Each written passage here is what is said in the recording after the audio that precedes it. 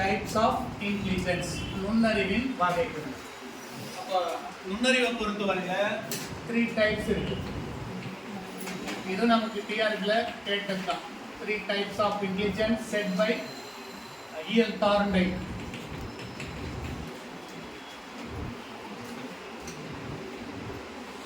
எதுக்கு இங்க வந்தாரு தார்ண்டைக்? தார்ண்டைக் யாரு? தார்ண்டைக் யாரு? Trial and errors of learning, ஆடிவரை பரிசோதனை, சிக்லரை பரிசோதனை, அமெரிக்க நாட்டை சேர்ந்தவர். எதை நாயை வச்சா பூனை வச்சு ஆய்வு செய்தவர். அதில் 3 முக்கியமான விஷயங்களை சொன்னார். பயிற்சி விதி, ஆய்வு விதி, பயிற்சி விதி, விளைவு விதி. இதான் அவருடைய மெயின் சாராம்சம். அவர்கள் என்ன செய்யணும், படிப்படியாக குறைக்கப்பட்டு குறைவான நேரத்தில் சரியாக செய்யணும் அப்படிங்கிறது தான் அவருடைய முக்கியமான கான்செப்ட். அவர் இங்கே வந்திருக்கார் பாருங்க, தார்ண்டைக். அவர் தான் டைப்ஸ் ஆஃப் இன்டெலிஜென்ஸ் சொன்னார். 3 வகையான இன்டெலிஜென்ஸ் இருக்கு, எழுதிக்காங்க. முதல் டைப் ஆஃப் இன்டெலிஜென்ஸ், நுண்ணறிவினுடைய வகைகளில் முதல் வகை சமூக நுண்ணறிவு.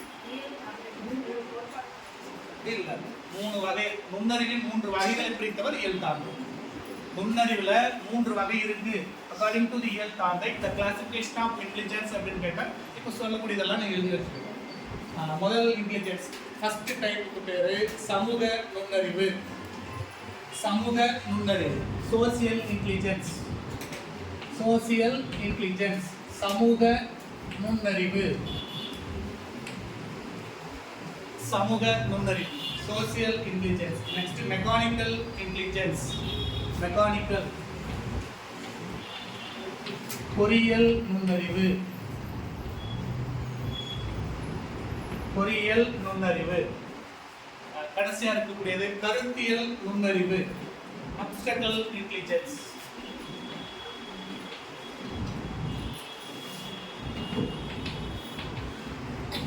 கருத்தியல் நுண்ணறிவு ஏற்கனவே பார்த்திருக்கோமா? நுண்ணறிவு என்பது கருத்தியல் திறன். முதல் டெஃபினிஷன் அதான் பார்த்திருக்கோம். நுண்ணறிவு என்பது கருத்தியல் சொன்னவர் டெர்மன். டெர்மன் ரொம்ப ரொம்ப ரொம்ப ரொம்ப ரொம்ப முக்கியமான ஆளு டெர்மன். இந்த 2 பேரும் நீங்க கம்பேர் பண்ணீங்கன்னா, பீனே ஒருத்தர் இருக்காங்க, இன்னொரு ஆளு டெர்மன் இருக்காங்க.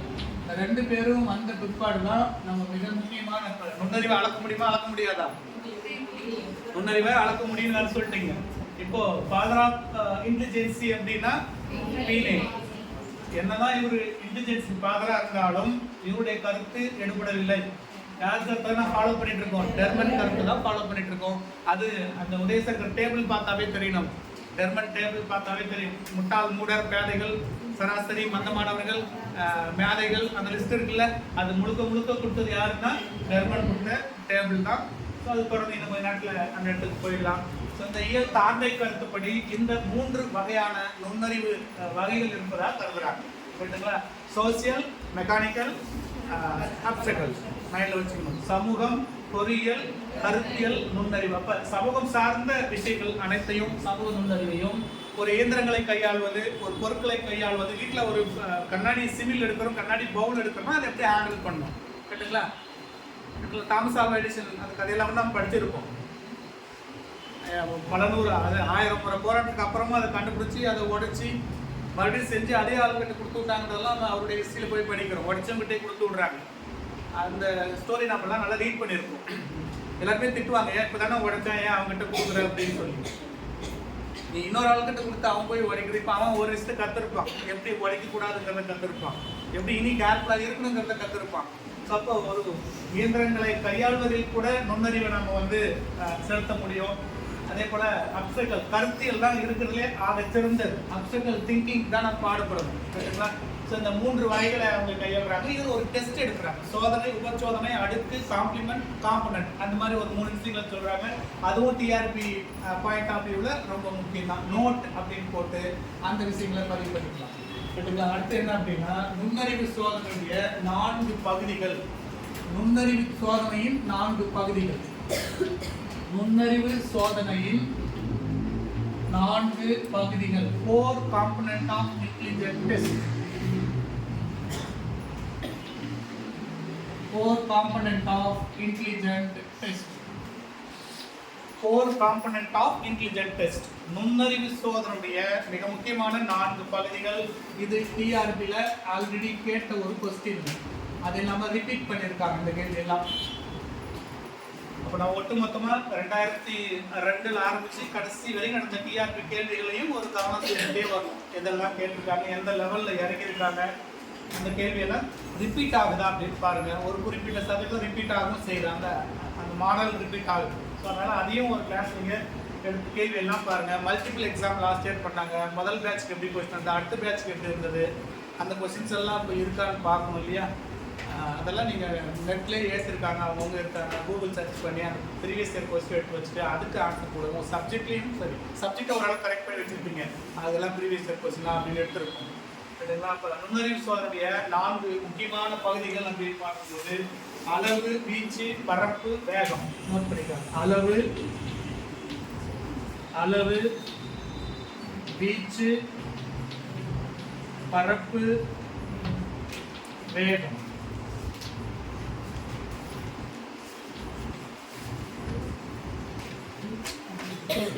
அளவு, வீச்சு, பரப்பு, வேகம். அளவு அப்படின்னா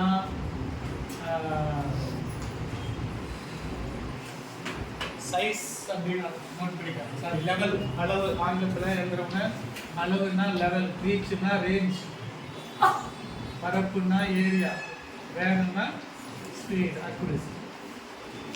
இது எப்படி கேள்வி டிஆர்ல கேட்டாங்கன்னா, which one of the following is not a component of intelligent test? கீழ்கண்டவற்றுள் எது நுண்ணறிவு சோதனை பகுதியில் அடங்காது அப்படின்னு கேட்டிருப்பாங்க. 3 ஆப்ஷன் இங்க இருந்தோம், ஒரு ஆப்ஷன் வேற எங்கேயாவது தண்ணி உள்ள வைப்பாங்க. ஸோ இப்போ அளவு, வீச்சு, பரப்பு, வேகம் அப்படிங்கிறது நுண்ணறிவு சோதனையுடைய 4 பகுதிகள் அப்படின்னு பார்க்கணும். அடுத்தது அதனுடைய சோதனையினுடைய 4 பகுதிகள், காம்பனன்ட் பார்த்தோம். சப் காம்பனன்ட், உட்பகுதிகள் அப்படின்னு எழுதிக்கிறாங்க. காம்பனன்ட் அப்படின்னு கேட்கும்போது நுண்ணறிவு சோதனையுடைய அடுக்கு அல்லது பகுதி, அடுக்கு, பகுதி, சப் காம்பனன்ட், காம்பனன்ட் அப்படி பிரிச்சுக்காங்க. சப் காம்பனன்ட் எங்க வருது, காம்பனன்ட். இது டிஆர்பி போர்டு வெப்சைட்டுக்குள்ள போனீங்கன்னா 2011 நான் இன்ஃபார்ம் பண்ணியிருப்பாங்க டெஸ்ட் நடத்த போகிறேன்னு. 2012 முதல் டெஸ்ட் வச்சுருப்பாங்க. அந்த கொஸ்டின் மாடல் எப்படி இருக்குங்கிறத டிஆர்பியோட வெப்சைட்டில் இருக்கும், அந்த கேள்விகள் செஞ்சுருப்பாங்க. காம்பனன்ட் என்ன, இன்டெலிஜென்ஸோட காம்பனன்ட் பகுதிகள் அப்படின்னு பார்க்கும்போது CABD அப்படின்னு போட்டிருப்பாங்க. இது 4 ஆன்சர் வச்சுருப்பாங்க. ஸோ இது வந்து ஹைரார்கிக்கல் டேர்ம்ஸ், இதை மாற்றக்கூடாது. ஆப்ஷன் ஏவில் CABDன்னு போட்டிருப்பாங்க, ஆப்ஷன் பியில் CBADன்னு இருக்கும். இன்னொரு ஆப்ஷனில் இந்த 4 டேர்மும் இடமாற்றி வச்சுருப்பாங்க. இதுதான் கரெக்டான வரிசை. காம்பனன்ட் அப்படின்னா CABD, சப் காம்பனன்ட் அப்படின்னா அளவு, வீச்சு, பரப்பு, வேகம். இது எப்படி வேணும் மாற்றிக்கலாம். இது நான் பர்டிகுலர் ஆர்டர்லேயே எழுதலை, 4 இருக்குது அப்படிங்கிறத மட்டும் காட்டியிருக்கோம். அப்போ CABD இதுதான் சரியான வரிசை. அவங்க 4 ஆன்சரை செட் பண்ணியிருப்பாங்க. நீங்கள் இந்த 4ம் CABDன்னு பல முறை சொல்லி பார்த்தாவே போதும். What is C, what is A, what is B, what is D அப்படிங்கிறதையும் படிச்சுட்டு போடுங்க. ஏதாவது ஒன்றுத்துக்கான அப்ரிவேஷன் கேட்கலாம். இது ஆல்ரெடி வந்ததுனால இனி CABDக்கான விளக்கம் ஏதாவது கேட்கலாம், அப்ரிவேஷன் கேட்கலாம். C ஃபார் கம்ப்ளீஷன், முடிக்கிறது. C அப்படின்னா கம்ப்ளீஷன், ஒரு செயலை செமையாக முடிக்கும் ஆற்றல், கம்ப்ளீஷன். A ஃபார் அரித்மெட்டிக், கணித்தல், முடித்தல், கணித்தல். C for completion, A for arithmetic, V for vocabulary, சொற்களஞ்சியம். சொற்களஞ்சியம். அப்போ நுண்ணறிவாளன் எப்படி இருப்பான்னு பாருங்க. கம்ப்ளீஷன், கச்சிதமாக, கனக்கச்சிதமாக ஒரு செயலை முடிக்கும் வல்லமை. அரித்மெட்டிக் ஆப்ரேஷன்ஸ் எல்லாம் மிக எளிமையாக கையாளக்கூடியது. வொக்காபுலரி, சொற்களஞ்சியம், எந்த இடத்துல எந்த மாதிரியான வார்த்தைகளை பேசணும், அந்த வார்த்தைகளை உச்சரிப்பு உபயோகப்படுத்துறதெல்லாம் தெளிவாக இருக்கும். D for direction. டைரக்ஷன்னா இங்க தீர்மானித்தல் அப்படின்னு போட்டிருப்பாங்க. குறிப்பிட்ட பண்புகளின் அடிப்படையில் தீர்மானம் செய்ய, தீர்மானித்தல். தீர்மானித்தல், சொற்களஞ்சியம், கணித்தல், முடித்தல், completion, arithmetic, vocabulary, direction. So இந்த ரெண்டு பார்ட்டுமே ரொம்ப ரொம்ப ரொம்ப முக்கியமான விஷயங்கள் தான் இந்த இடத்துல பதிவு பண்ணியிருக்கிறோம். ஸோ டைப்ஸ் ஆஃப் இன்டெலிஜென்ஸை பொறுத்தவரையில் இந்த பகுதியை முடிக்க போகிறோம். 3 முக்கியமான டைப்ஸ் இருக்கு. ஒன்று சோசியல், மெக்கானிக்கல், அப்ஸ்ட்ரக்டல். சமூகம் சார்ந்த நுண்ணறிவு, பொறியியல் சார்ந்த நுண்ணறிவு, கருத்தியல் சார்ந்த நுண்ணறிவு என்ற 3 வகைகளும், அதிலே 4 கூறுகளும் 4 துணை கூறுகளும் உண்டு. 4 கூறுகள் அப்படின்னு கேட்டா சிஏபிடி, 4 உபக்கூறுகள் துணை கூறுகள் கேட்டோம்னா அளவு, வீச்சு, பரப்பு, வேகம். இதுவரை நீங்க மெமரி பண்ணிருக்கணும். டெஃபினேஷன் முடிஞ்சது, டைப்ஸ் முடிஞ்சது. நெக்ஸ்ட் நுண்ணறிவோட இயல்புகள் எழுத வேண்டாம், வெயிட் பண்ணுங்க. நுண்ணறிவுக்கான இயல்புகள் அப்படின்னு சொல்லி நுண்ணறிவுடைய பண்புலங்கள். இந்த டெஃபினேஷன் இருக்கிற கீவேர்டு ஆல்ரெடி பார்த்த டெஃபினேஷனோட கீவேர்டு தான் என்னுடைய இயல்புகளா இருக்கு. நுண்ணறிவாளர் எப்படி இருக்கும், அவருடைய சிந்தனை எப்படி இருக்கும் அப்படிங்கிற மாதிரி பேசியிருப்பாங்க. இந்த டாபிக்கை கட் பண்ணுறோம், அவசியமற்றது அப்படிங்கிறதுனால கட் பண்ணுறோம். அடுத்தது தியரிஸ் ஆஃப் இன்டெலிஜென்சி. நெக்ஸ்ட் ஏரியாவுக்கு போயிடுங்க. Theories of intelligence. Theories of intelligence நான் ஏன் டேரக்டரை கட் பண்ணியிருக்கேன் அப்படின்னா, அது நீங்கள் ஒவ்வொரு டெஃபினேஷன் ஒவ்வொரு தியரி வாசிக்கும் போதே அது ஈஸியாக மெமரி ஆகிடும். அது ஸ்பெசிஃபிக்காக இருக்கும் கேள்வியாக வருவதற்கான சாத்தியம் இல்லை அப்படிங்கிறதுனால அந்த ஏரியா விடுபடும். So next theories of intelligence. அடுத்த தலைப்பு போட்டுக்கலாம்.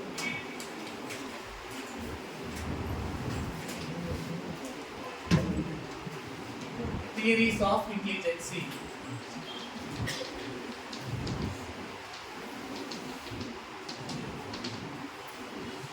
நுண்ணறிவு கோட்பாடுகள்.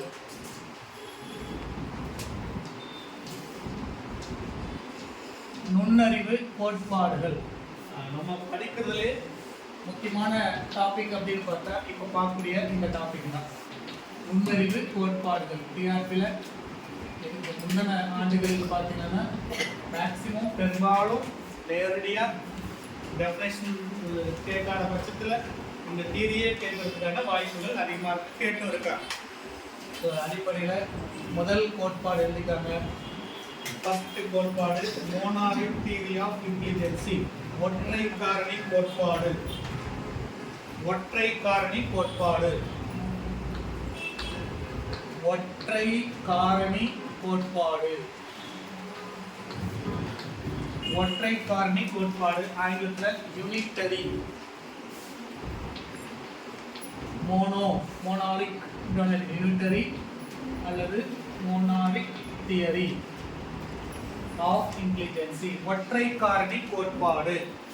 ஒற்றை காரணி கோட்பாடு ஆல்ஃபிரட் பீனிங். இதெல்லாமே நமக்கு டிஆர்பிகளில் கேட்ட கேள்விகள் தான், நேரடியாக களம் கண்டிருப்பாங்க. ஒற்றை காரணி கோட்பாடு யாருன்னா ஆல்ஃபிரட் பீனிங் அப்படின்னு போட்டு. ஒற்றை முடிந்தால் இரட்டை.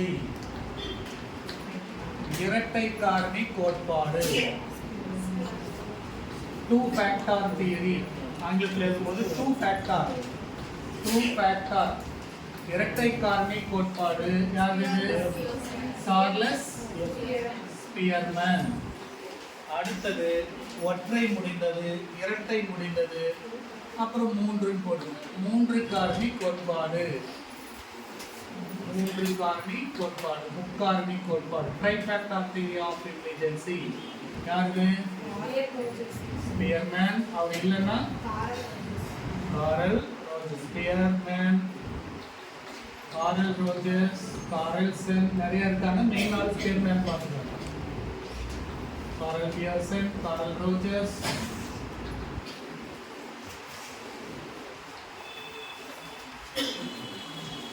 ஸோ மெயினாக நீங்கள் ஃபோக்கஸ் பண்ண வேண்டிய ஆள் ஸ்பியர்மேன் இருக்காங்களா பாருங்க. அப்படி இல்லாத பட்சத்தில் ரோஜர்ஸ் இருக்காங்க பாருங்க.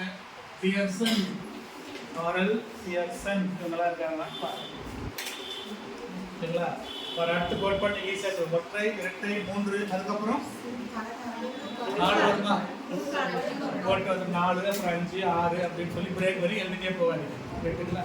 ஒற்றை காரணி, இரட்டை காரணி, 3 காரணி, அதுக்கப்புறம் குழு காரணி.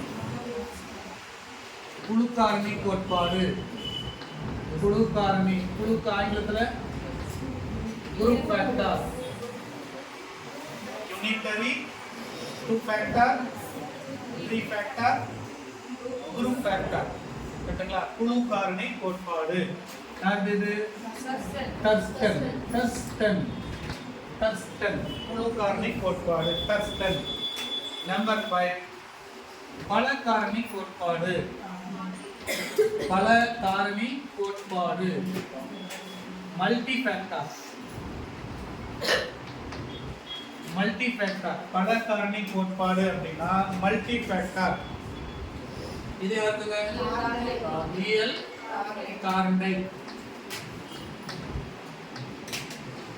ரியல் கார்பைட் பெரும்பாலும் பாருங்க இது டிஆர்பில கேட்டாச்சு, இதுவும் டிஆர்பில கேட்டாச்சு, இதுவும் டிஆர்பில கேட்டாச்சு, இதுவும் டிஆர்பில கேட்டாச்சு. என்ன கேட்டாச்சுன்னா பேர் கேட்டாச்சு.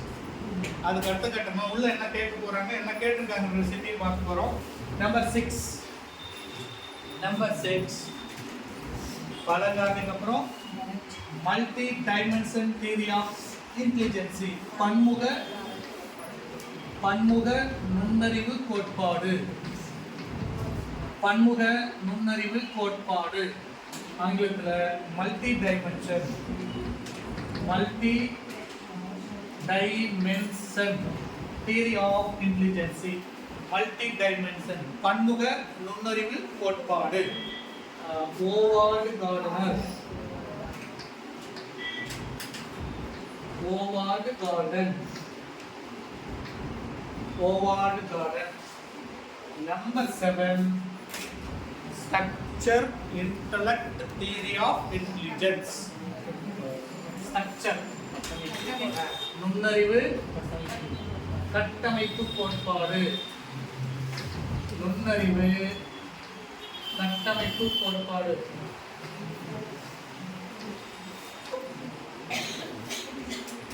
Structure intellect theory of intelligence. கட்டளை பாருங்க போர்டு, அல் போர்டு, கில் போர்டு, சாம்லி போர்டு, பிளாக் போர்டு. அந்த மாதிரி அது ஒரு பேர் பார்த்துக்கலாம். என்ன போர்டு? Kill board. இது பாருங்க பன்முக நுண்ணறிவு கோட்பாடு. எனக்கு தெரிஞ்சுட்டு கேட்கல. ஆனா நுண்ணறிவு கட்டமைப்பு கோட்பாடெல்லாம் பேர் என்ன வச்சா கட்டமைப்பு கோட்பாடு இல்லைங்களா? இதெல்லாம் மல்டி டைம்ஸ் கேட்டிருக்காங்க. ரிப்பீட் அண்ட் டிஆர்பி கேள்வி. இப்போ ரீசெண்டா ஆசிரியர் தகுதி தேர்வு கூட கேட்டிருப்பாங்க. அந்த 3 டைமென்ஷனை கேட்டிருப்பாங்க. கொஞ்ச நாட்டு முன்னாடி பேசணும்ல நுண்ணறிவுக்கு தேவையான சிந்தனை. அது சொல்றதே இந்த கோட்பாடு தான் மெயினா சொல்லும். நுண்ணறிவுக்கு தேவையான சிந்தனை விரியாங்கிறது இங்க போனா கிடைச்சிடும். சரிங்களா? அடுத்தது number 8 hierarchical theory of intelligence. Next 8வது கோட்பாடு ஹைரார்கிக்கல் தியரி ஆஃப் இன்டெலிஜென்சி. நுண்ணறிவு படிநிலை கோட்பாடு. நுண்ணறிவு படிநிலை கோட்பாடு. Hierarchical theory of intelligence. நுண்ணறிவு படிநிலை கோட்பாடு. Hierarchical theory of intelligence. இதுவும் டிஆர்பில கேட்டாச்சு. Hierarchical theory of intelligence. Cyril Burt Vernon. Cyril Burt Vernon. Cyril Burt Vernon. 9வது கோட்பாடு number 9 developmental theory of intelligence. வளர்ச்சி கோட்பாடு. நுண்ணறிவு வளர்ச்சி கோட்பாடு. நுண்ணறிவு வளர்ச்சி கோட்பாடு. Developmental theory of intelligence.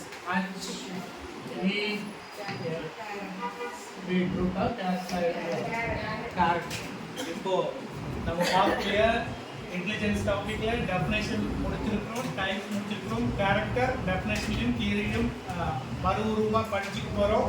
தியரிஸை பொறுத்தவரையில் 9 தியரி வாசிக்க போகிறோம். அதுக்கப்புறம் நம்ம பார்க்கக்கூடியது assessment of the personality of that application course. இதான் ஒரு டாப்பிக்கோட வளர்ச்சி எப்படி இருக்குது அப்படிங்கிறத பார்த்துருக்கோம். இப்போ இங்கே இருக்கக்கூடிய 9 கோட்பாடுமே நம்ம என்ன பண்ண போறோம்னா எக்ஸ்பிளைன் பண்ண போகிறோம். இதில் எல்லாமே இந்த 9 கோட்பாட்டில் பெரும்பாலும் நான் டிக் பண்ணியிருக்கிறது பாருங்க. எதெல்லாம் டிக் பண்ணல அப்படின்னா மல்டி டைமென்ஷன் தியரி ஆஃப் இன்டெலிஜென்ஸும் ட்ரைஃபேக்டர் தியரி ஆஃப் இன்டெலிஜென்ஸ் போக மீதி 7மே நேரடியாக சிஆர்பியில் கேள்வி கேட்டாச்சு. தியரியை கொடுத்து ஆள் பேர் கொடுத்து இல்லைன்னா தியரிக்குள்ளே வந்திருப்பாங்க. இப்போ நம்ம உள்ள 1 by 1 என்ட்ராக போகிறோம். இந்த தியரியெல்லாம் நம்ம எடுக்கிறதுக்கு முன்னாடி இந்த சைட் டாபிக் ஞாபகம் வச்சுக்காங்க. அசஸ்மெண்ட் இருக்கா பார்த்துக்கலாம். அசஸ்மெண்ட் அடுத்த கிளாஸில் வரும். இது முடிஞ்சாவே எனக்கு கிளாஸ் ஃபினிஷ் ஆகிடும். இப்போ நுண்ணறிவை பொறுத்தவரையில் ஒருத்தரை பார்த்த உடனே ஐக்யூ சூப்பர் நல்ல ஐக்யூ நல்லா வருவீங்க அப்படின்னு சொல்லி ஆல் த பெஸ்ட் சொல்லி அனுப்புறதா, இல்லை உங்களுக்கு வந்து இவ்வளோ ஐக்யூ இருக்குது 2 கிலோ ஐக்யூ வச்சுருக்கீங்க அப்படின்னு சொல்கிறது சிறப்பாக இருக்கணும். வந்து பரவாயில்லமா ஐக்யூ இருக்குது 1.5 கிலோ ஐக்யூ இருக்குது. இந்த 2ல் எந்த வார்த்தையை நம்ம வந்து ஃப்ளெக்சிபிளாக ஒரு போட்டித் தேர்வுக்காக எடுத்துக்கிறோம். இவங்களுக்கு 2.5 கிலோ ஐக்யூ இருக்குது, இவங்களுக்கு ஐக்யூ நல்லா இருக்குது. என்ன சொல்கிறது இல்லை, அந்த 2.5 கிலோவுக்கு மதிப்பு இருக்குல்ல. அப்போ நுண்ணறிவை ஆரம்ப காலத்தில் எப்படி பேசினாங்க, இப்போ எப்படி பேசிகிட்டு இருக்காங்க அப்படிங்கிற அந்த புள்ளி வர வேணும். முதல்ல எல்லாம் பார்த்தீங்கன்னா நுண்ணறிவை பொறுத்தவரையில் அதாவது புள்ளியல் அடிப்படையில் கேட்டுங்களா, பாயிண்ட் புள்ளி உரம் கொடுத்தது யாருடைய காலத்துலேருந்து அப்படின்னு கேட்பாங்க. கேட்டுங்களா, நுண்ணறிவுக்கு பாயிண்ட் வச்சுது. அதாவது வந்து 0 to 24 தான் முட்டார்கள், 90க்கு மேலே போனாங்கன்னா அவங்க வந்து சராசரி இருக்காங்க. 90ல் ஆரம்பிச்சு 109ல் சராசரிக்கு 90 to 109 வந்துச்சுன்னா அவங்க சராசரி அப்படிங்கிறோம். 140க்கு மேலே போனால் அவங்க மேலே 0 to 84, 28 to 49, 50 to 69 முட்டாள் கூட ஃபேமிலிக்கு 1 by 1 பாயிண்ட்ல புள்ளி விவரத்தில் கொடுக்குறோம். அப்போ புள்ளி விவர அடிப்படையில் நம்ம நுண்ணறிவை கொடுக்க ஆரம்பிச்சாங்க. கேட்டுங்களா, இப்போ ஒருத்தருக்கா பாருங்க, பன்முக நுண்ணறிவு கட்டமைப்பு கோட்பாடு, இவர் அதை எடுத்தார், இவங்கெல்லாம் கொடுத்தாங்க. கேட்டுங்களா, இப்போ இதெல்லாமே ஆர்டர் வைஸாக வருது. யாருக்காலும் இது வருது, இது வந்தாங்க இது வந்தாங்க இது வந்தாங்க இது வந்தாங்க அப்படின்னு நம்மளால பார்க்க முடியுது. ஒரு சில ஆர்டர் மிஸ் பண்ணி எழுதிருக்கேன்.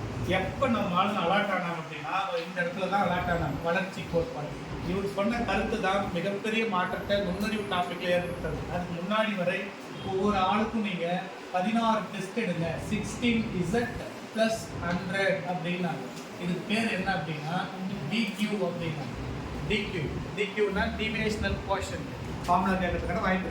நீங்கள் அடுத்து 1 by 1 அப்படின்னு போட்டு எழுதிக்காங்க. DQ அப்படின்னா டிவைட் பண்ணுற மாதிரி போட்டுங்கன்னா, அதாவது DQ = 16Z + 100 டிவியேஷனல் கோஷன். இப்போ IQனா என்ன சொல்றீங்க, EQனா என்ன சொல்றீங்க, AQனா என்ன சொல்றீங்க, அந்த மாதிரி தான் DQவே சொல்றோம். DQ அப்படின்னா டிவேட் ஆகிறது. நம்ம 10ஆம் வகுப்பில் திட்ட விளக்கம் கண்டுபிடிச்சுமா, ஸ்டாண்டர்ட் டிவியேஷன் அதுக்கு பேர். ஃபார்முலா ஞாபகம் இருக்கா சொல்கிறீங்களா? காமர்ஸ் எக்கனாமிக்ஸ் கூட வரதானே உங்களுக்கு. Statistics root of sigma formula தான் சொல்லுவோம். சிக்மா = ஸ்கொயர் ரூட் ஆஃப் இல்லை அப்படியே ஜூம் பண்ணி 10ஆம் வகுப்பாங்கள டாட் வச்சு பிசிக்ஸ் தான் நீங்கள் ஸ்டாட்டிஸ்டிக்ஸ் வருது இல்லை.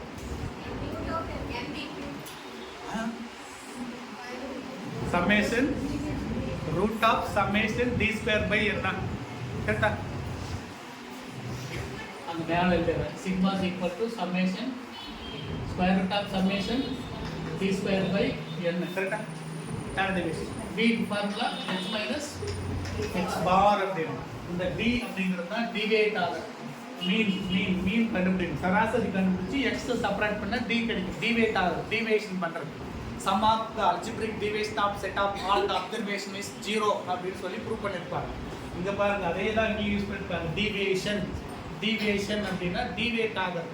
விளக்க ஈவு அப்படின்னு அர்த்தம் தமிழில். விளக்க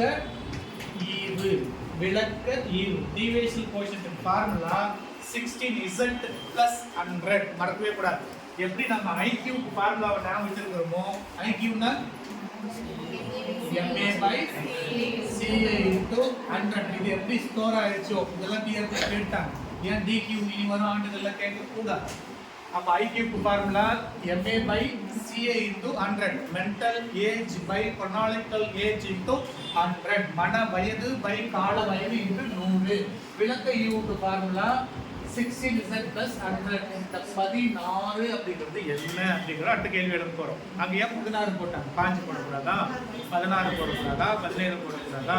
அப்ப இந்த ரெண்டு பேரை நம்ம யூஸ் பண்ணோம். ஒருத்தர் பீனே அப்படின்னும் இன்னொருத்தர் டெர்மன். நமக்கு ரெண்டு மிக முக்கியமான புள்ளிகளை அறிமுகப்படுத்தணும். பீனே யாரு? அப்பா. எதுக்கு அப்பா? அப்பா. டெர்மன் யாரு? அவரும் அப்பா, அவங்க குழந்தைக்கு. சரிங்களா? அவர் என்ன சொல்றாருன்னா, பீனே என்ன சொல்றாருன்னா, ஐக்யூ அப்படிங்கிறது 5 வயசுக்கு மேல வளராதுப்பா அப்படின்னு. டெர்மன் என்ன சொன்னாரு, நீ சொல்றது தப்பு, நான் சொல்றது கரெக்ட், 16 வயசுக்கு மேல வளராது அப்படின்னாரு. இந்த ஒரு கேரக்டர் சாப்பிட்டு வளர்ந்தாரு. இவர் என்ன சொல்றாருன்னா, வயது அதிகரிக்க அதிகரிக்க அதிகரிக்க யாருக்கெல்லாம் ஏஜ் அதிகமாகுதோ, வயது அதிகரிக்க அதிகரிக்க இவர்களுக்கான ஐக்கியவும் அதிகரிக்கும் அதிகரிக்கும் அதிகரிக்கும். ஒரு மிக முக்கியமான உண்மையை அந்த உலகம் எடுத்துக்கூடியவர் யாரு? யாரு? வயது அதிகரிக்க அதிகரிக்க எது அதிகரிக்கும்? அதனால இப்போ எக்ஸாம் எழுதாதீங்க, கேட்டீங்களா? ஒரு 47 வயசு 50 வயசு நெருங்குற போது டிஆர்பி எழுதுங்க. ஏன் அப்படின்னு கேட்டா, வயது அதிகமாக அதிகமாக அதிகமாக ஐக்கு அதிகமாகும். ஐக்கு அதிகமாகும் போது நான் ஸ்டேட் ஃபர்ஸ்டாக வந்துடுவேன். I am waiting for state ஃபர்ஸ்ட்னு சொல்லி என்ன பண்ணுறீங்கலாம் எழுதக்கூடாது. இப்போ புரியுதா கேரக்டர் என்ன சொன்னாருன்னு? எப்படி கதை விட்டுருக்காரு பாருங்க. வயது அதிகரிக்க அதிகரிக்க அதிகரிக்க என்ன அதிகரிக்குமா? இது வந்த பிறகுதான் அதனுடைய உண்மைத்தன்மையை நாம ரிசர்ச் பண்ண ஆரம்பிச்சாங்க. கேட்டுங்களா? ஸோ ஒவ்வொருத்தருக்கும் ஒரு கீவேர்டு முக்கியங்க. வளர்ச்சி கோட்பாடு நான் ஈஸியாக நான் வச்சுக்கிட்டு கேரட் சாப்பிட்டா வளரலாம் அப்படின்னு வச்சுக்கிட்டோம். ஆனால் அந்த ஸ்டேட்மெண்ட் என்ன பாருங்க, வயது அதிகரிக்க நுண்ணறிவு அதிகரிக்க 10 வயசுக்கு ஐக்கியூக்கும் 16 வயசுக்கு ஐக்கியூக்கும் வேரியேஷன் இருக்கும், அதிகமாக இருக்கும் அப்படிங்கிறாரு. அது ஏற்றுக்கொள்ளக்கூடியதாக அல்ல. ஸோ இப்போ பீனே கருத்துப்படி நுண்ணறிவு எந்த வயசுல முடிஞ்சு போகுது? டெர்மன் கருத்துப்படி வயதுல எந்த வயசுல முடிஞ்சு? நுண்ணறிவு பற்றியா இருக்க ஒரு கேள்வி கேட்டாங்க. At what age does the intelligence state quite stability அப்படின்னு ஒரு வார்த்தை கேட்டிருப்பாங்க. அதாவது நுண்ணறிவு உச்ச வயது வரம்பு எது அப்படின்னு கேட்டிருப்பாங்க. எந்த வயசுல நுண்ணறிவு அதாவது நிலைப்புத்தன்மையை அடைகிறது அப்படிங்கிற கேள்வி. மேக்சிமம் எந்த வயசுல இருக்கும் அப்படிங்கிறது. அப்போ 15 வயசுல நுண்ணறிவு ஸ்டாப் ஆயிடும் சொன்னவர் பீனே. 16 வயசுல நுண்ணறிவு ஸ்டாப் ஆயிடும் சொன்னவர் டெர்மன். அப்போ ஒரு 18 இருந்து 19 வயசுல நுண்ணறிவு பெரும மதிப்பை அடைகிறது. கேட்டுங்களா? நுண்ணறிவு எந்த வயசுல பெருமத்தை அடைகிறது? உச்ச அடைவை பெரும் வயது அப்படின்னு கேட்டாங்கன்னா 18 19. இது ரெண்டையும் விட்டு இது ஒரு டிஆர்பி கேட்டுப்பாங்க. கேள்வி புரியுதா பாருங்க. நுண்ணறிவில் இருக்கக்கூடிய சமாச்சாரங்கள்ல நீங்க இந்த நம்பர் பேஸ் பண்ணி எடுக்கணும்னா ஏஜ் எல்லாம் தனியா தூக்கிட்டு வரணும். நுண்ணறிவை 0 வயசுல அளக்கலாமா, 5 வயசுல செக் பண்ணலாமா, 5 வயசுல செக் பண்ணலாமா, 16 வயசுல செக் பண்ணலாமா, 18 to 19 வயசுல செக் பண்ணலாமா, 2 வயசுல செக் பண்ணலாமா, 2 to 22 வயசுல செக் பண்ணலாமா? இத்தனையுமே சரியான பதிலே. எங்க போய் முட்டிக்கிறோம்? முதல்ல நம்பர் மனப்பாடம் பண்ணணும். சரிங்களா? நுண்ணறிவை எந்த வயசுல அளக்க துவங்கலாம்? Option A, B, C, D, E, F, G. Number சொல்ற நோட் பண்ணிக்காங்க, கவனிச்சுக்காங்க. 0, 5, 15, 16, 2, 2 to 22, நோட்ல போட்டுங்க. 18 to 19. இதுல எது ஆன்சர்? கேள்வி எல்லாம் புரிஞ்சா கேள்வி மறந்துட்டீங்க. நுண்ணறிவை எந்த வயசுல அளக்க துவங்கலாம்? 2010 டிஆர்பில கேட்ட கேள்வி. இப்போ நான் பேசிட்டு 2010 பிளாக் ரிசர்ச் ஸ்டேஜ் எஜுகேட்டர் கடைசி டிஆர்பி கேட்ட கேள்வி யூஜி லெவலில். இப்போ மிகப்பெரிய பிரச்சனை கிளம்பிடுச்சு. நுண்ணறிவு ஒரு கையில், இந்த கையில் நுண்ணறிவு இருக்கு, இந்த கையில் பர்சனாலிட்டி இருக்கு. ஆளுமையை எந்த வயசில் அளக்க துவங்கலாம்?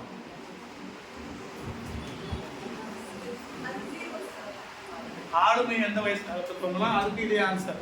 நுண்ணறிவை எந்த வயசுல அளக்க துவங்கலாம்? அதுக்கு இதே ஆன்சர். ஆளுமை வரும்போது இன்னொரு வயசை போன்ற 30. பதில் சொல்லுங்க. ஆளுமை எந்த வயசுல அளக்க துவங்கலாம்? ஆளுமை எந்த வயசில் அளக்க துவங்கலாம்?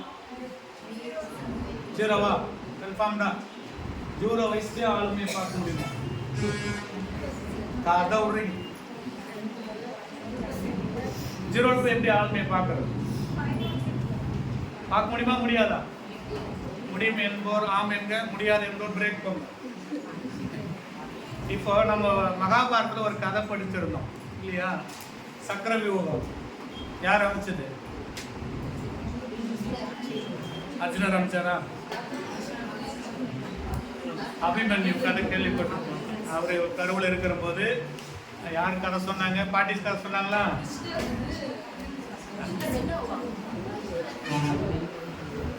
யாருக்கோ கதை சொல்லியிருக்காங்க.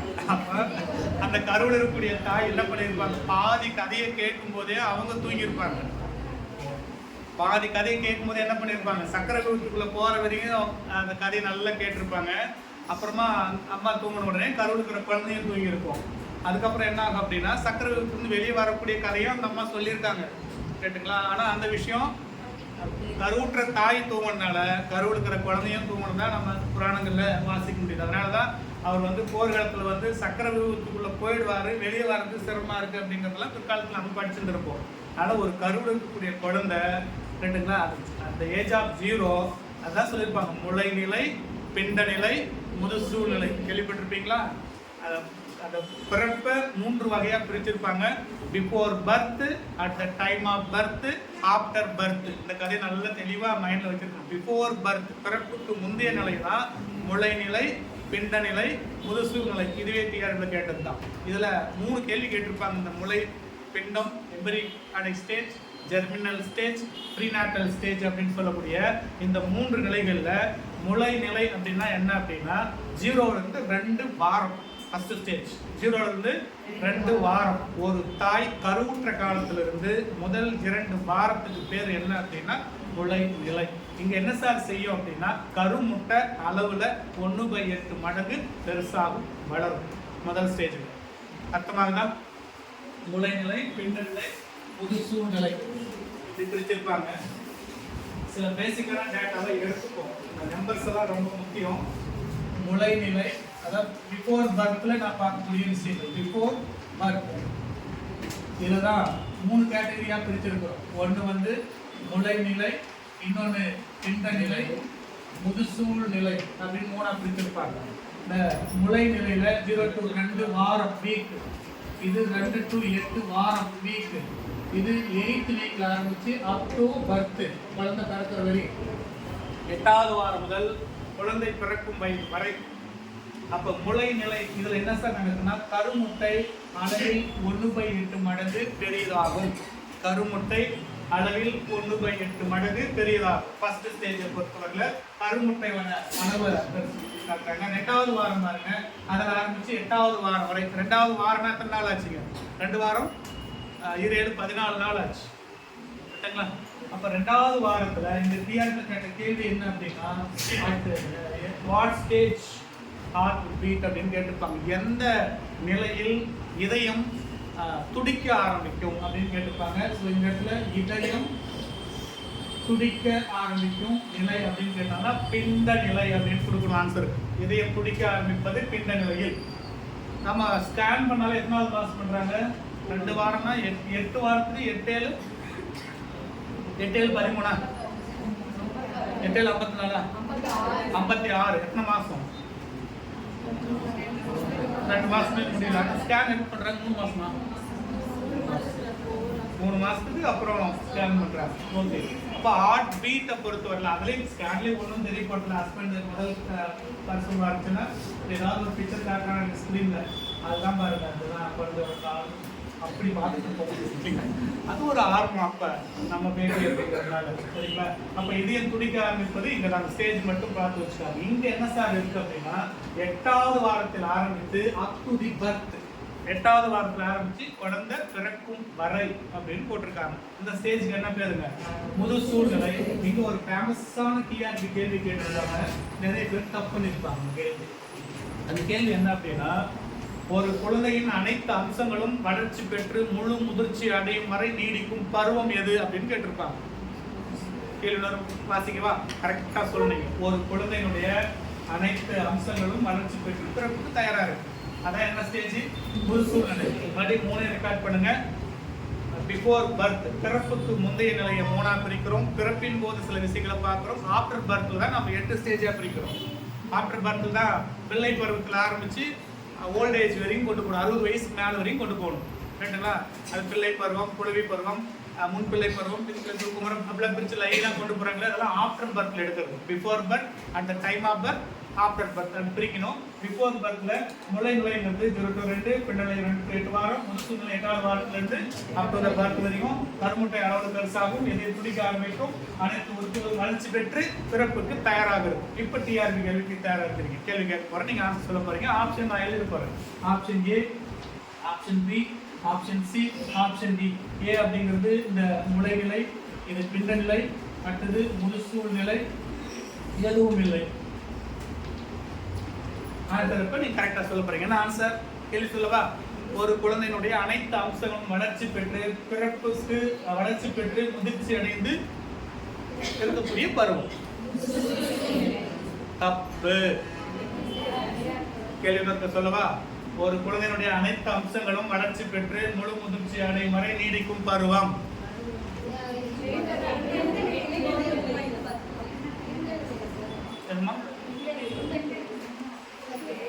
மறுபடியும் 3 டெஃபினிஷன் சொல்றேன், நல்லா கேட்டுக்காங்க. ஒரு ஊர்ல ஒரு ராஜா இருந்தாராம். அந்த பஜ்ஜி ஜொஜ்ஜி எல்லாம் சாப்பிட்டு பொண்ணு பார்க்க போச்சான்.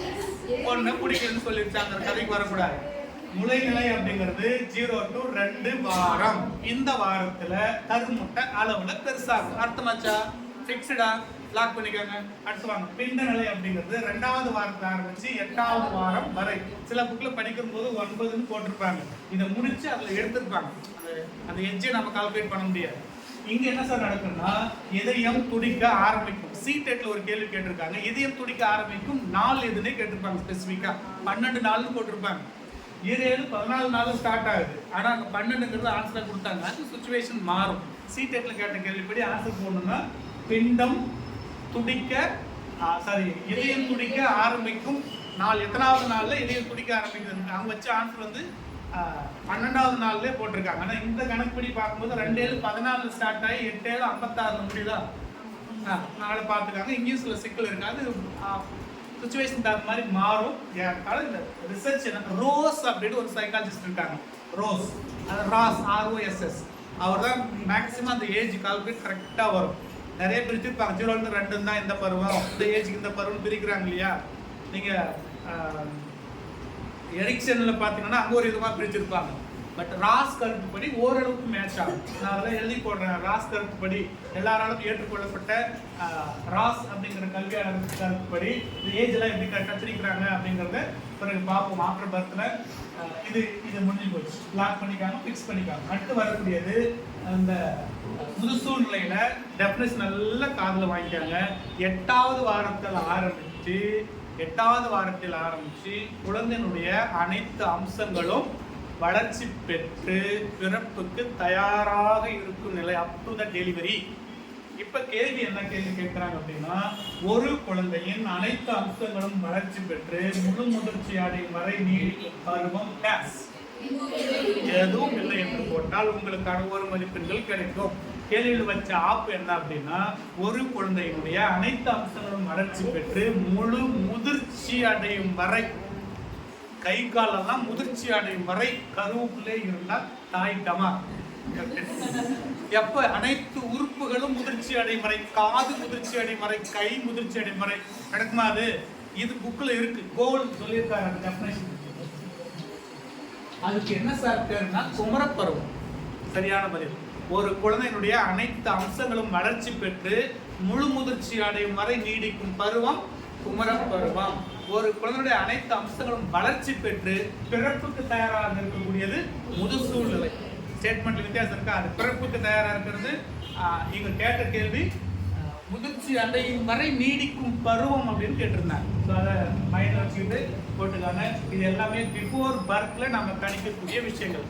அந்த மாதிரி அட் டைம் ஆஃப் பர்த்லையும் பயங்கர கேர்ஃபுல்லாக இருக்கணும். அட் டைம் ஆஃப் பர்த்ல தான் ஒரு குழந்தை இன்டெலிஜென்ஸ்குள்ள வராம நெறிப்பொருள் நடத்திக்குள்ள போகக்கூடிய அம்சங்கள்லாம் அங்கதான் இருக்கு.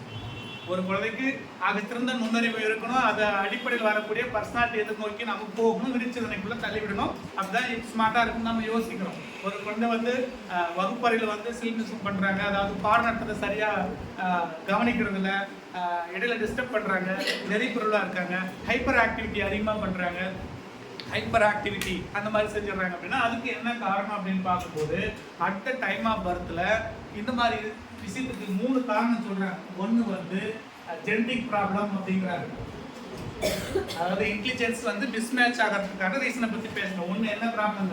ஜெனடிக் ஜீன்கள் குறைபாடுகளாக இருக்கலாம். 7 தலைமுறையோட தாக்கம் இருக்கு அப்படிங்கிறாங்க. கேட்டுங்களா? இப்போ நீங்க அமைதியா உட்காந்து அவ்வளோ ஆர்வமா கவனிக்கிறீங்கன்னா 7வது தலைமுறைக்கு முன்னாடி இப்போ தாத்தா உட்காந்து ஒழுங்கா கவனிச்சாரு. ரைட்டுங்களா? அதனால தாத்தாவோட ஜீன் அப்படியே வேலை செய்யுது. தாத்தா சொன்னதெல்லாம் அழகா மணல்ல குறிப்பெடுத்தார். நீங்களும் குறிப்பெடுக்கிறீங்க தானே? நீங்க கொட்டாய் விடுறீங்கன்னா தாத்தா அன்னைக்கு கொட்டாய் விட்டார், ஆன்னு விட்டார், அதனால நீங்களும் ஆன்னு விடுறீங்க. அப்படி அர்த்தம். ரைட்டுங்களா? 7 தலைமுறை வரைக்கும் அதனுடைய தாக்கம் இருக்கு அப்படிங்கிறாங்க. தாத்தா இல்லையம்மா? தாத்தா, தாத்தாவுக்கு முன்னாடி ஒரு தாத்தா, அதுக்கு ஒரு தாத்தா, தாத்தா தாத்தா தாத்தா. எத்தனை தாத்தா? ஆமா, தாத்தா 7 தாத்தா. சரி, 7 தாத்தாவோட தாக்கம் தாத்தா இப்போ இருக்கிற தாத்தாவுக்கு இருக்கு. சரிங்களா? அடுத்தது குரோமோசோம் ஃபேக்டர் அப்படிங்கிறாங்க. குரோமோசோமிக்கல் ஃபேக்டர், குரோமோசோம்ஸ், அது ஒரு ரீசனா இருக்கலாம். குரோமோசோம்ஸ் இப்போ எத்தனை பேர் இருக்கணும்? 46 பேர் சேர்ந்தது தானே ஒரு ஆளுக்கு இருக்கும் மனசுக்கிட்ட. 46 பேர்னா எத்தனை ஆச்சு? தப்பு. 24 பேரா? 23 பேர். கரெக்ட். நிறைய பாட்னி ஸ்டூடெண்ட் உள்ள இருக்கீங்கன்னு நினைக்கிறேன். பாட்னியா ஜுவாலஜி அது காமனாவே வந்துடாது. 23 பேரா? 23 ஜோடிகள். அப்ப எத்தனாச்சு ஒட்டு மொத்தமா பார்க்கும்போது 23 46 இருக்கு. அதுல அந்த குரோமோசோமோட வீரியம் பார்த்தீங்கன்னா இது முதல் பேர், இது 2வது பேர், இது 3வது பேர், எக்ஸெட்ரா. இது 22வது பேர், இது 23வது பேர். பார்த்தா ஏதாவது வந்து ஒரு வித்தியாசமா இருக்கா? 2வது பேர் வித்தியாசம். இது என்னது? இது பியாதுல கேட்டாங்க, இந்த பேரை பத்தி கேட்டிருப்பாங்க. கேட்டுங்களா? அதாவது இன குரோமோசோம்கள். இன குரோமோசோம் அப்படிங்கிறது எதுங்க? இதுன்னு கிடையாது. செக்ஸுவல் குரோமோசோம்கள் எத்தனை பேர்னு கேட்டிருப்பாங்க. இன குரோமோசோம்கள் எத்தனை ஜோடி?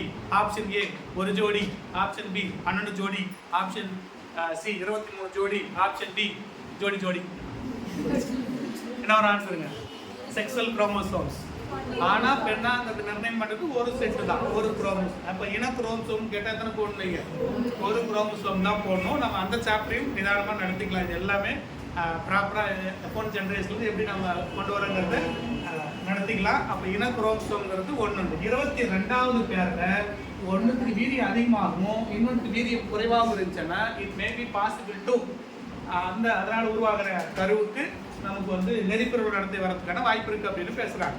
கேட்டுங்களா?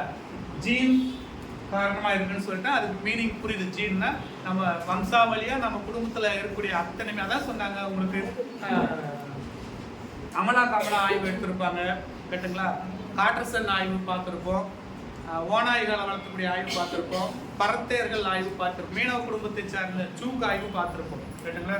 ஸோ அப்போ ஒரு கீழ்நிலை தொழில் செய்யக்கூடிய ஒரு குறிப்பிட்ட ஆட்களை எடுத்துக்கிட்டு ரிசர்ச் பண்ணும்போது அதே மாதிரி தான் அவங்க வழித்தோன்றல் இருந்துச்சுன்னு கண்டுபிடிக்கிறாங்க. அப்போ மேன்மக்கள் தான் இழித்தொழில் செய்யக்கூடியவர்கள், இழித்தொழில் செய்யக்கூடியவர்கள் ரிசல்ட் கிடைச்சிது அப்படின்னு சொல்லி நம்ம சூழ்நிலை ஆய்வுல பார்க்குறோம், மரபு ஆய்வுல பார்க்குறோம். அமலா கமலா ஆய்வுல ஓநாய்கள் வளர்த்தப்பட்ட குழந்தைகள் ஆய்வு படிச்சிருப்பீங்க, காட்டான் சோதனை படிச்சிருப்போம். ஸோ அந்த சோதனை எல்லாம் கொடுக்குறது என்ன அப்படின்னா மேல்நிலை மக்கள் மேல்நிலையாக தான் இருக்காங்க, இழிவு நிலை மக்கள் இழிவு நிலையாக தான் இருக்காங்கன்ற ஆய்வு வெளிவருதுங்க. அப்போ உங்களுக்கு ஜீன் அப்படிங்கிறது வம்சாவளியா யாருக்குமே நாலேஜ் இல்லைன்னா தொடர்ந்து அது அப்படி இருக்குங்க. அதே மாதிரி வம்சாவளியா எக்ஸலண்டா இருக்காங்கன்னா அது வந்து புரிஞ்சுக்க முடியாது. குரோமோசோம் பொறுத்தவரை 22வது பேர்ல அந்த இன குரோமோசோம்கள்ல வேரியேஷன் இருந்தது அப்படின்னாக்க பாசிபிள் இருக்கு, வந்துராது அப்படின்னு சொல்ல பாசிபிள் இருக்குன்னு பாக்குறோம். 3வது என்ன அப்படின்னா சிச்சுவேஷனல், சூழ்நிலை காரணமாக அமையலாம்.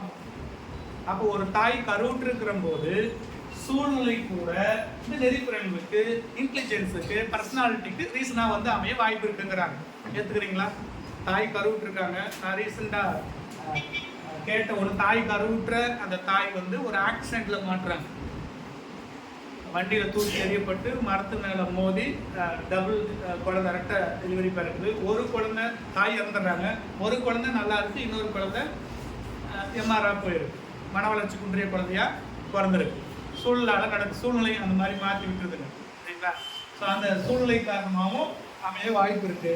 இது எல்லாமே நம்ம சொல்லக்கூடிய காரணங்கள் எல்லாமே நெறிப்பிரலுக்கான காரணங்களாம். அதே மாதிரி நெருங்கிய உறவு முறை திருமணம் பண்ணக்கூடாதுங்கிற வாய்ப்பு இருக்குது. அப்படி நெருங்கிய உறவு முறை திருமணம் செஞ்சால் நெறிப்பிரலுக்கு வாய்ப்பு இருக்குது. 18 வயசுக்கு முன்னாடி திருமணம் செய்தால் நெறிப்பிரலுக்கு வாய்ப்பு இருக்குது. 35 வயசுக்கு மேலே திருமணம் செய்தால் நெறிப்பிரலுக்கான வாய்ப்பு இருக்குது.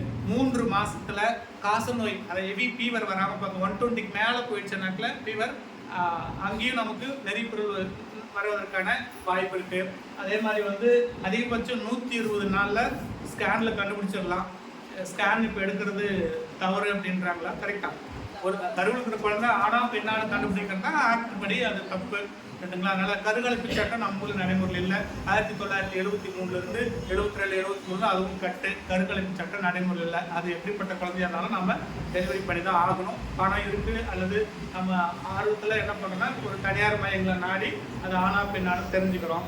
ஸோ அந்த மாதிரி விஷயங்கள்லாம் பாருங்கள். அப்போ 35 வயசுக்கு மேலே திருமணம் செய்தால் அந்த கரு வரக்கூடிய தன்மை குறையுது. It may be possible to நெறிப்பிரல்வு அப்படிங்கிறாங்க. அதே மாதிரி டூரிங் த பிரசவத்தின் போது நிலை மாறிய பிரசவம் வரக்கூடாதுங்கிறாங்க. நிலை ஃபஸ்ட்டு எது வரணும்? அப்படிலாம் கை கால் வரணும். இது டேர்ன் ஆகி வந்திருந்தா பாசிபிள் இருக்குது அப்படின்னு சொல்கிறாங்க. எந்திரன் படத்தில் ஒரு சீன் பார்த்துருக்கோம், ரோபோ பிரசவம் பார்ப்போம், ரைட்டுங்களா? குழந்தை உள்ளே இருக்கும், ஃபுட்பால் மாதிரி வாசிப்பில் குழந்தை டேர்ன் ஆகிருக்கும். பிரசவம் யார் பார்த்தது எந்திரன் படத்தில்? டேரக்டர் சங்கர் பார்த்தாரா, அந்த லேடி பார்த்தாங்களா, அந்த எந்திரன் பார்த்துச்சா? எந்திரன் திருப்பி இருப்பாங்க இதில். அப்போது ஒரு தாயை பிரசவிக்கும் போது அன்கான்சியஸ்க்கு போகவே கூடாது. இண்டிகோ சூப்பர் ஈகோவில் கான்சியஸ், சப்கான்சியஸ், அன்கான்சியஸில் தாய் அன்கான்சியஸ் மைண்டுக்கு போனாவே பாசிபிள் டு நெறிப்பிரல்வு அப்படிங்கிறாங்க. ஆனால் அந்த சினிமா படத்தில் அப்படி காட்டியிருப்பாங்க. அவங்க மயக்கம் அடைஞ்சிருவாங்க, ஆனால் ரோபோ என்ன பண்ணுவோம், குழந்தை திருப்பி நார்மல் டெலிவரியாக காட்டியிருப்பாங்க. சினிமாவுக்கு என்பது சாத்தியமாகலாம். அதே மாதிரி தொப்புள் கொடி எதை சுற்றக்கூடாது, கழுத்தை சுற்றி இருக்கக்கூடாது, பிரெயினுக்கு போகிற ஆக்சிஜன் கட் ஆகும். இதெல்லாம் பிரசவத்தின் போது நம்ம கடைபிடிக்கக்கூடிய சமாச்சாரங்களாக இருக்குங்க. ஆஃப்டர் பர்த் தான் 8 ஸ்டேஜை பார்க்குறாங்க. ஸோ இது எல்லாமே புள்ளி விவரங்கள் தான். இப்போ நம்ம முடிவுக்கு வந்துடலாம். நுண்ணறிவை பொறுத்தவரையில் நான் சொன்ன 0வில் ஸ்டார்ட் பண்ணிடலாம்.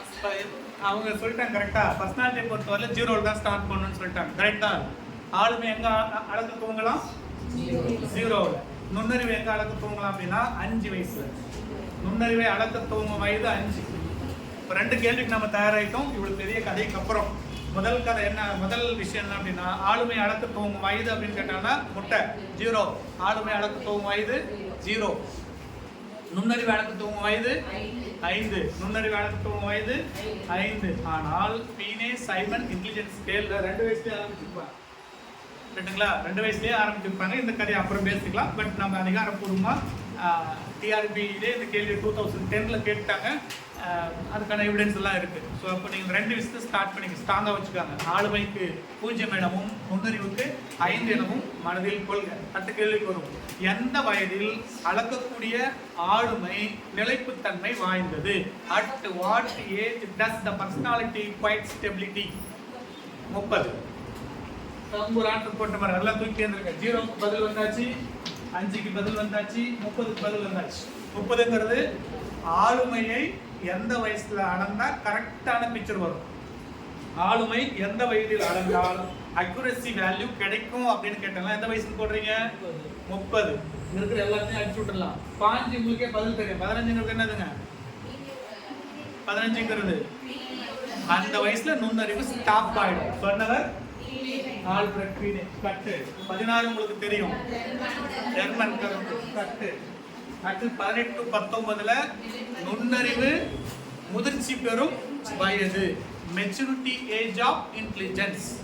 நுண்ணறிவு முதிர்ச்சி பெறும் வயது. 18 19 நுண்ணறிவு முதிர்ச்சி பெறும் வயது, மெச்சூரிட்டி ஏஜ் ஆஃப் இன்டெலிஜென்சி அப்படின்னு கேட்கலாம். 18 to 19. 18 to 19. இந்த 2ல ஆரம்பிச்சு 22 வருதுலாம் உங்களுக்கு டீனேஜ் சைமன் நுண்ணறிவு அளவுகோலில் வைக்கக்கூடிய விஷயங்களா? 30 டெஸ்ட் எடுத்தாங்களா, 90 டெஸ்ட் எடுத்தாங்களா, 120 டெஸ்ட் எடுத்தாங்களா? உங்களுக்கு டிஆர்பி 2010ல் இந்த பாக்ஸ் 2 கேள்வி கேட்டிருப்பாங்க. 1 5 வயசுல அளக்க தூங்கலாங்கிறது நுண்ணறிவு. இன்னொன்று இந்த 2ல் ஆரம்பிக்கிறது, 2 to 22ல் ஆரம்பிக்கிறது எல்லாமே ஒரே இடத்துல போட்டு பீனே சைமன் ஸ்கேல் போட்டு வச்சுக்காங்க. பீனே சைமன் நுண்ணறிவு அளவுகோல், பீனே சைமன் இன்டெலிஜென்ஸ் ஸ்கேல். அந்த 2ன்னுவாங்க, 2 to 22ன்னுவாங்க, 2 to 14ன்னுவாங்க. டெர்மன் செத்ததுக்கு அப்புறம் இன்னொரு கருத்தை சொல்லியிருப்பாங்க. ஸோ இதெல்லாம் பிறகு நான் உங்களுக்கு டீட்டெயிலாக கொடுக்குறேன். அதில் கொஸ்டின் வைப்பாங்க, எத்தனை கொஸ்டின் எடுக்கணும் அப்படிங்கிறது. ஸோ 2 to 22 இது எல்லாமே ஒரே இடத்துல போட்டு பீனே சைமன் நுண்ணறிவு அளவுகோல் வயது வரம்பு, பீனே சைமன் நுண்ணறிவு அளவுகோலோட வயது வரம்பு அப்படின்னு போட்டுருக்காங்க. அதே மாதிரி முதல்ல அந்த பீனே சைமன் நுண்ணறிவு அளவுகோலில் 30 கேள்வி இடம்பெற்றது. 30 கேள்வி தான் டெஸ்ட் பண்ண ஆரம்பிச்சாங்க. இப்போ எடுக்கலாம் அந்த விஷயங்கள் எல்லாமே. ஸோ இப்போ வருவோம் 16Z + 100 அப்படிங்கிறது விளக்க நுண்ணறிவு ஈவு. இது முடிஞ்சது டிவிஷனல் கோஷன். அடுத்தது ஐக்யூக்கும் விளக்கம் கொடுத்தாச்சு. இது இருக்கக்கூடிய EQ பாருங்க. EQ அப்படின்னா எஜுகேஷனல் கோஷன், கல்வி ஈவு. இதுவும் 2012 முதல் தேர்வில் கேட்ட கேள்வி தான். EQ எஜுகேஷனல் கோஷன், கல்வி ஈவு. கல்வி ஈவு இதுக்கான ஃபார்முலாவும் AQ ரெண்டுத்துலையும் ஏற்றாலும் ஒரே மாதிரி தான் இருக்கும். EQ அப்படின்னா எஜுகேஷனல் கோஷன் அப்படின்னு கீழே டினாமினேட்டர் MSC தான் வரும். அது ஃபிக்ஸாக வச்சுக்காங்க. ரெண்டுத்துக்குமே எல்லாத்தையுமே டினாமினேட்டர் நம்மளோட வயசு.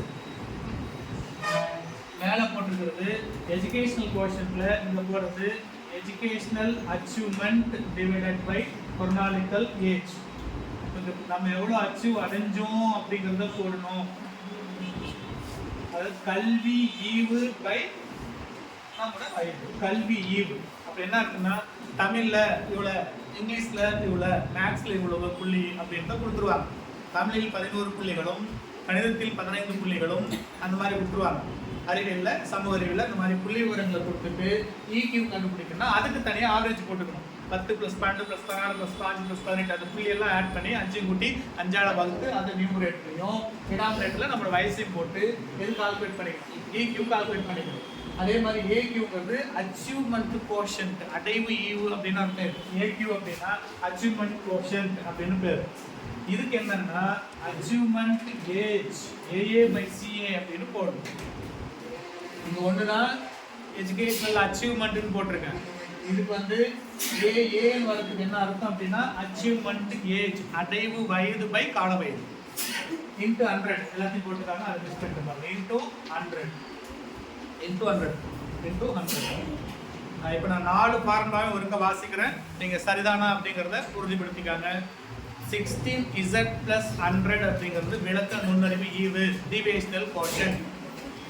ஐக்யூக்கு ஃபார்முலா நுண்ணறிவு ஈவு, மன வயது பை கால வயது into 100, mental age by chronological age into 100. அடுத்தது EQக்கான ஃபார்முலா, எஜுகேஷனல் கோஷன்ட்டுக்கான formula educational achievement by chronological age. Educational achievement கல்வி அடைவு பை கால வயது. கல்வி அடைவு அப்படிங்கிறது அவங்க சப்ஜெக்ட்ல கொடுத்துருப்பாங்க, மார்க் கொடுத்துருப்பாங்க, ஃபீல்டு கொடுத்துருப்பாங்க. ஒருவர் இசைத்துறையில் 10 புள்ளிகளும், ரைட்டுங்களா, நடனத்துறையில் 20 புள்ளிகளும், இயந்திரத்துறையில் 15 புள்ளிகளும் அப்படியே நாட்டத்தை கொடுத்துருவாங்க. கொடுத்து அதுக்கு ஆவரேஜ் கண்டுபிடிச்சி வயசு தூக்கி போட்டால் என்ன கிடைச்சிருங்க, EQ ஒட்டு மொத்தம் அப்படியே EQ கிடைச்சிருக்கு. இது அச்சீவ்மெண்ட் கோஷன்ட், அடைவு ஈவு அப்படிங்கிறது achievement age by chronological age into 100 அப்படின்னு வருது AQக்கான ஃபார்முலா. ரைட், இது பிரைமரியாக ஒரு டேட்டா எடுத்துட்டோம். இப்போ இந்த 16ங்கிறது என்னங்கிறது இன்னொரு நீங்கள் சொல்ல நான் காது கூட கேட்குறேன். 16ங்கிறது ஒரு தரம் 16ங்கிறது மட்டும் என்னன்னு கேட்குறேன். அந்த ஒட்டு மொத்தம் நான் உள்ள போகவே கிடையாது. 16ங்கிறது வயசை பற்றி பேசுகிறாங்க. இப்போ நம்ம என்ன செய்ய போகிறோம் அப்படின்னா 16 டெஸ்ட் ஒரு ஆளுக்கு எடுங்க, அப்போதான் அவங்களுடைய ஐக்கியூவை நம்ம கெஸ் பண்ண முடியும்னு சொல்ல முடியும் அப்படின்னு சந்திரமோகன் பாட்டியா அலெக்சாண்டர் குரூப்பு சொல்லுது. இப்போ ஒருத்தருடைய ஐக்கியூவை கண்டுபிடிக்கணும்னா இப்போ சாருக்கு ஐக்கியூ சொல்லணும்னா அவருக்கு எத்தனை டெஸ்ட் எடுக்கணும், 16 டெஸ்ட் எடுக்கணுங்கிறாங்க. என்னென்ன டெஸ்ட் எடுக்கிறது அவருக்கு சாருக்கு சரிங்களா, அவருடைய சப்ஜெக்டில் டெஸ்ட் எடுக்கணும், அவருடைய நடந்துக்கிற விதத்தில் டெஸ்ட் எடுக்கணும். கேட்டால் அந்த மாதிரி ஒரு 16 டெஸ்ட் நாம் எடுக்கிறோம். கேட்டுங்களா. இப்போ ஐக்கியோட டேட்டா ஒன்று கொடுத்துருக்காங்க. அந்த டேட்டா என்ன சொல்கிறது அப்படின்னா 140க்கு மேலே போனால் அவர்களை நம்ம என்னென்னு சொல்கிறோம், மேதைகள் சொல்கிறோம். 150 மதிப்பெண்களுக்கு நமக்கு தேர்வு நடத்த போகிறாங்க, ஆசிரியர் தேர்வு வாங்கியும். அதில் 140 மார்க் எடுத்தால் நம்மளாம் யார், மேதைகள். சீட்டு உண்டா இல்லையா நம்மளுக்கு? நமக்குன்னா யாரு? மதிப்பெண்களே எவ்வளவு? 150 மார்க். 140 எடுத்தவங்க நம்மள என்னன்னு சொல்றாங்க? மேதைகள்னு சொல்றாங்க. இதுல பெரும்பாலானோர் வந்து ஃப்ரெஷ் கேண்டிடேட்டா இருக்கலாம். ஒரு சிலர் வந்து ஏற்கனவே 2-3 முறை அவமானப்பட்டிருக்கலாம் அந்த தேர்வு வாரியத்துக்கிட்ட. ஆமா தானே? அவங்கெல்லாம் ஒரு முடிவு பண்ணியிருப்பாங்க. இப்போ நம்ம அப்படியே 150 மதிப்பெண்களை இந்த ஃப்ளோ சார்ட்ல நீங்க அழகா இறங்கிக்காங்க. 150ஐயும் இங்க போடுற பாருங்க. 0 to 24, 24 to 49, 50 to 69, 70 to 89, 90 to 109, 110 to 119, 120 to 139, 140 நீங்க மனப்பாடம் பண்ணி அப்படி எழுதி வச்சுக்கணும். சரியா? எக்ஸாம்பிள் கேட்டாங்கன்னா ஒர்க் அவுட் பண்ணி சைடில் ஆன்சரை போட்டுடணும். அடுத்த ஆளை கேட்கக்கூடாது. 108 மார்க்குக்கு 109 மார்க் கேட்கக்கூடாது. அவங்க டிஸ்டர்ப் பண்ணக்கூடாது. சரிங்களா? இவங்க யாருன்னா முட்டாள். இப்போதைக்கு எதுவுமே எழுதாதீங்க. மூடர்கள், பேதைகள், மந்தமானவர்கள், சராசரி,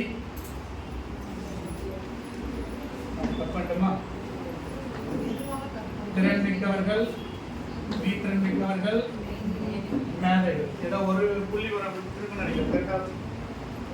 இந்த கேப்ல ஏதோ ஒன்று குறையுது. 70 to 89, 70 to 79, 80 to 89,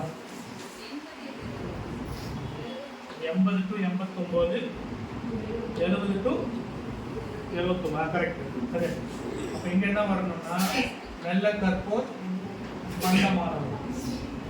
இதுதான் ஜெர்மன் கிளாசிஃபிகேஷன். சரிங்களா? இப்போ பாருங்க, 150 மார்க்குக்கு ஆசிரியர் தேர்வு வரை தேர்வு நடத்திருக்கு.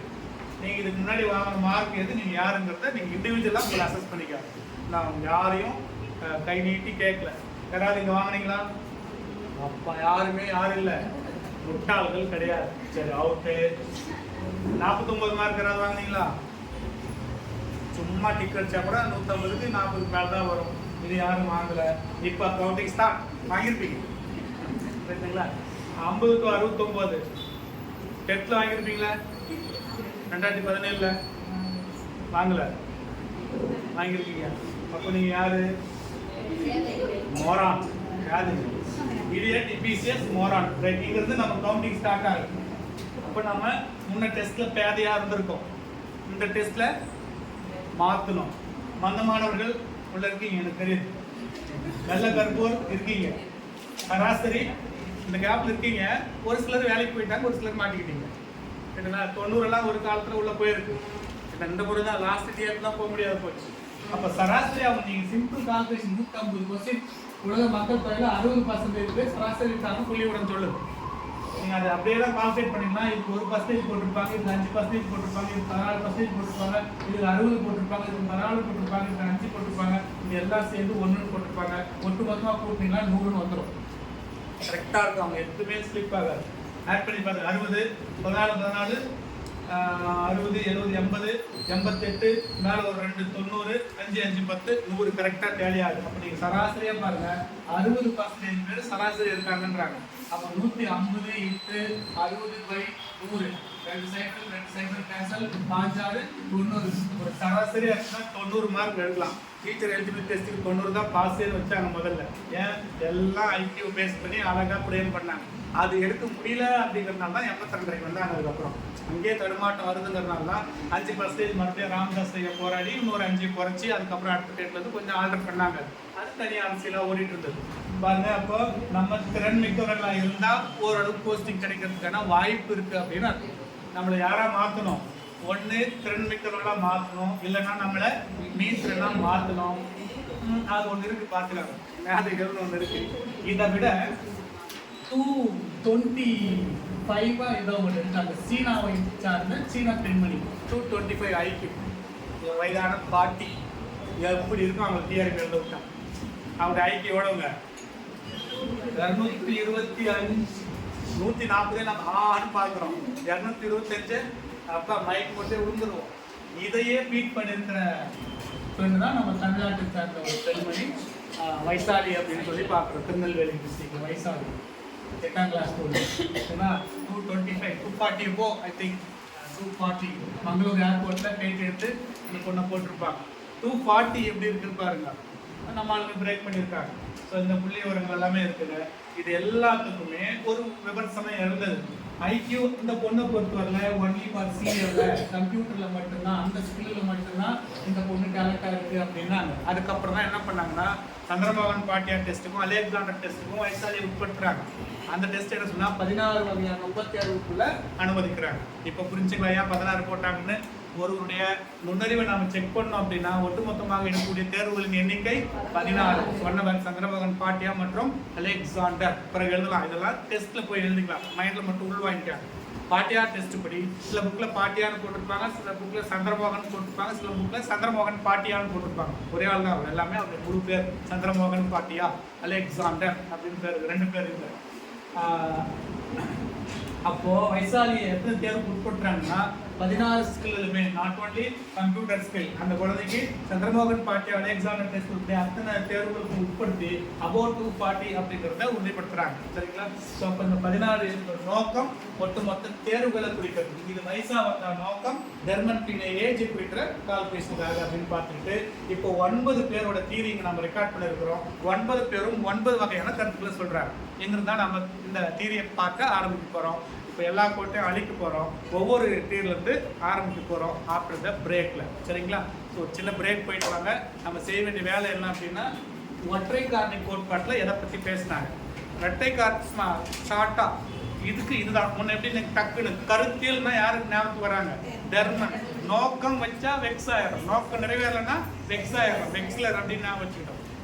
எந்த அளவு அந்த அளவுனா யார் ஞாபகத்துக்கு வருது? சாம்திங் ஓடு ஞாபகம். புதுமை புனைகள் நாவல்ட்டி அப்படின்னா பீனே ஞாபகத்துக்கு வராங்க. இப்படி அந்த கீவேர்டு மாதிரி இந்த 10க்கும் 9 இருக்கும் சில கீவேர்டை வச்சு அடுத்த கட்டமாக பிரைமரியாக இந்த தியரி ப்ளஸ் ஆள் பேர் கேட்காம உள்ள டெப்த்தாக இறங்கினாங்கன்னா என்ன பண்ணலாம் அப்படிங்கிறத ஆஃப்டர் பிரேக் நம்ம யோசனை பண்ணி பார்ப்போம். இப்போ ஒரு பிரேக் போயிட்டு வாங்க, அதுக்கப்புறம் தியரியோட எக்ஸ்பிளேஷன் பார்ப்போம்.